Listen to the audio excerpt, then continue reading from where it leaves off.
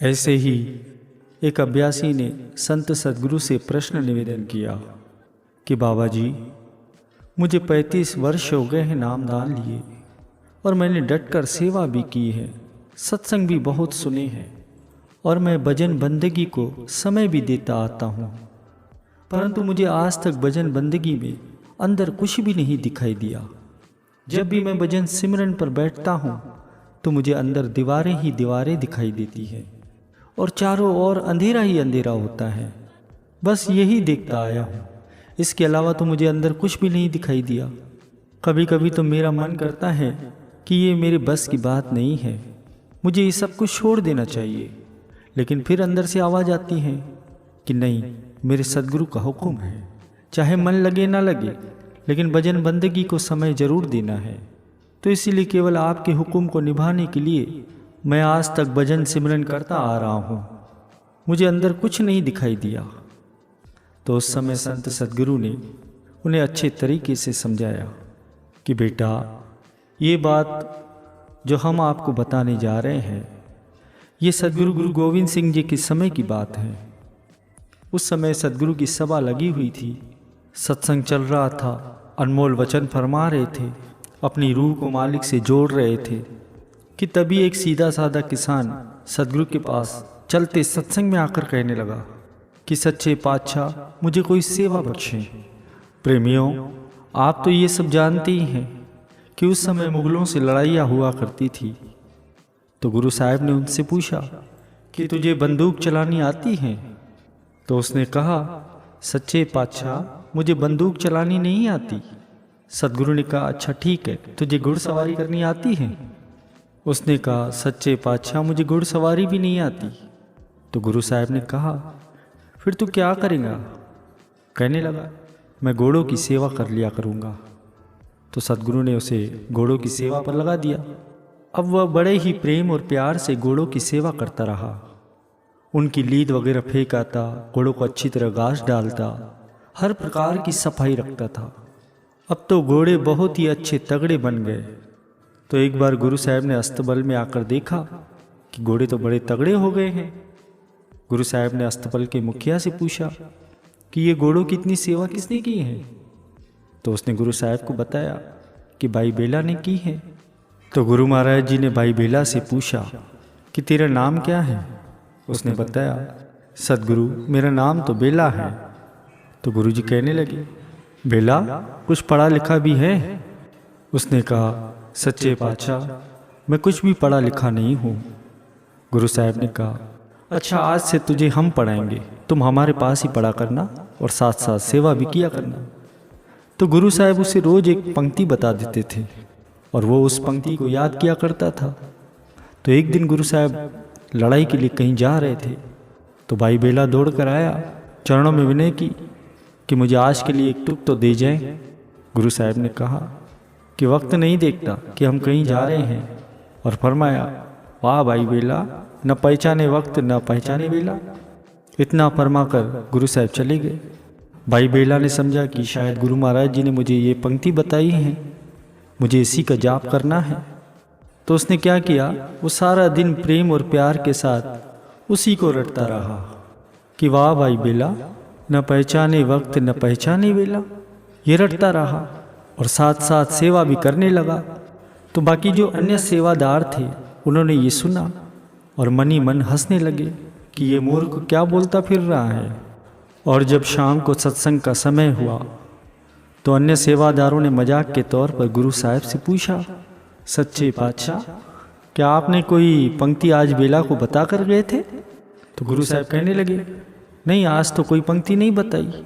तो उन्होंने बताया कि वह तो सारा दिन यही तुक रटता रहा कि वाह भाई बेला, न पहचाने वक्त न पहचाने बेला। गुरु साहब ये सुनकर हंसने लगे और अपने वचनों में फरमाने लगे कि जिसने वक्त नहीं पहचाना वह समझ गया, वह पार हो गया। ज्यों ही गुरु साहब ने ये वचन फरमाए तब बेला की सूरत ऊपरी मंडलों में चढ़ गई। अब तो सारा दिन प्रेम से वही जपता रहता था। यदि सूरत अंदर जाती तो वह नाम के रंग में रंगा रहता, और यदि बाहर आती तो गुरु के ख्यालों और नाम के प्यार में डूबा रहता। कुछ सेवादारों ने कहा कि सच्चे पातशाह ये कैसे हो सकता है?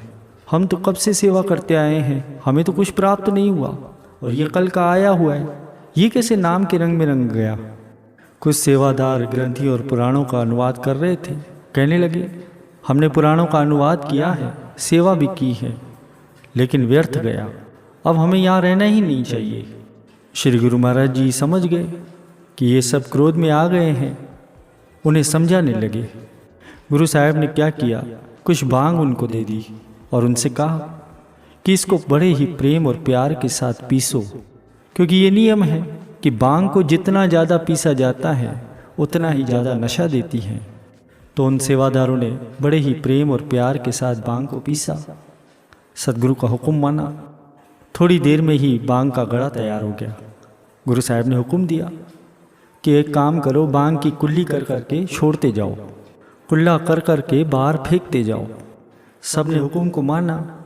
सारा गड़ा ख़त्म हो गया। गुरु साहब ने उनसे पूछा, क्या नशा हुआ? सब ने जवाब दिया, नशा कहाँ से आएगा सच्चे पातशाह, भांग तो अंदर गई नहीं, भांग अंदर जाती तभी तो नशा होता था। गुरु साहब ने कहा, बेला वाले सवाल का जवाब भी तो यही है कि उसे अंदर नाम का रंग चढ़ गया है, क्योंकि उसने उसे पी लिया है। इसका मतलब ये है कि जब तक अंदर प्यार ना हो, मालिक से मिलने की अंदर सच्ची तड़फ ना हो, तब तक मुक्ति नहीं मिलती, और ना ही अंदर पर्दा खुलता है और ना ही शांति आती है। प्रेमियों, सदगुरु ने बड़े ही अच्छे तरीके से उस अभ्यासी को समझाया कि अगर हमें भी नाम दान की बख्शिश हुई है और हम भी सदगुरु के हुक्म की पालना करते आ रहे हैं, गुरु घर की सेवा करते आ रहे हैं, सदगुरु के सत्संग सुनते हैं, भजन सिमरन भी हम रोजाना करते हैं, फिर भी हमें लगता है कि हमारी बात नहीं बन रही, अंदर कुछ भी दिखाई नहीं दे रहा, तो कमी तो प्रेमियों हमारी तरफ से है, सदगुरु की तरफ से कोई कमी नहीं है। उन्होंने तो हमें ये युक्ति बता दी है। अब जिस संत सदगुरु के सहारे हमने उस कुल मालिक से मिलाप करना है, अब हम उनकी बताई हुई युक्ति को कैसे पालन करते हैं, कैसे उनके हुक्म की पालना करते हैं, वह तो हम पर निर्भर है।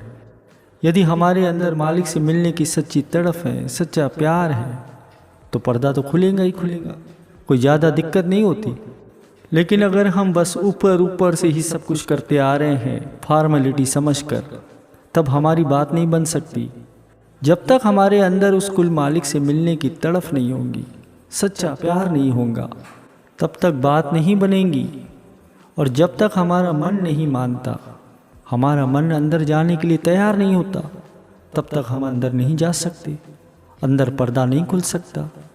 और अक्सर फरमाया भी जाता है कि ये केवल और केवल उसकी कृपा से ही हो सकता है, क्योंकि उसकी कृपा के बिना हम एक कदम भी नहीं चल सकते। संत कबीर जी अपने वचनों में वर्णन करते हैं कि कहो कबीर मन मानिया तब प्रभु जानिया, कि पहले हमारा मन माना और फिर उस प्रभु को जाना। अब प्रेमियों, मन तो अभ्यास से ही मान सकता है। जैसे जैसे हम भजन अभ्यास करते जाएंगे, हमारा अभ्यास पक्का होता जाएगा, फिर धीरे धीरे रस आना शुरू होगा और धीरे धीरे मन भी मानना शुरू हो जाएगा, और मालिक की कृपा से अंदर पर्दा भी खुल जाएगा। इसीलिए तो संत सदगुरु बार बार कहते हैं कि गुरुमुखों, मन लगे ना लगे, भजन अभ्यास करना ही है, वो भी बिना नागा किए।